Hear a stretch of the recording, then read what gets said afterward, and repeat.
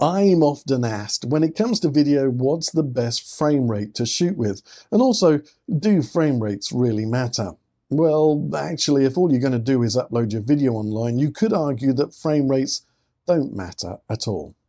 Online platforms are frame rate agnostic. That means they'll play any frame rate. So I guess it doesn't matter what frame rate you shoot in these days, except it does.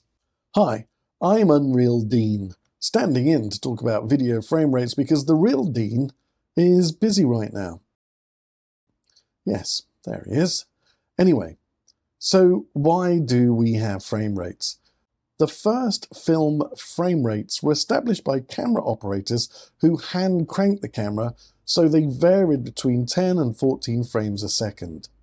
The first motorized film cameras filmed at 12 frames a second, but at this rate, the flicker was very distracting and movement stuttered.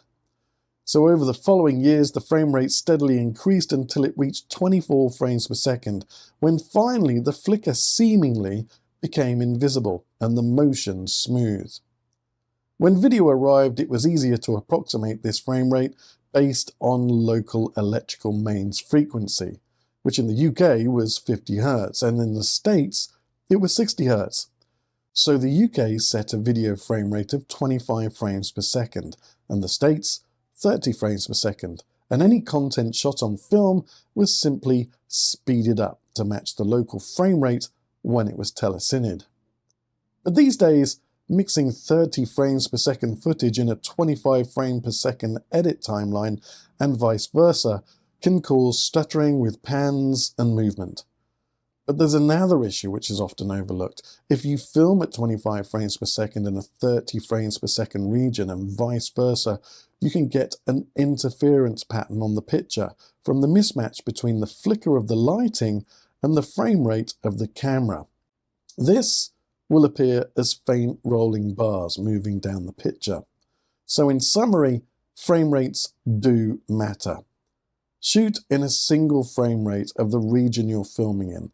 Don't mix frame rates in the timeline of your edit, and if you have to, convert the frame rate of the smallest quantity footage. Apart from that, no, for online video, frame rates don't matter. But what can also make a big difference is whether your footage is interlaced, progressive, or overclocked. And I'll explain those terms in another video.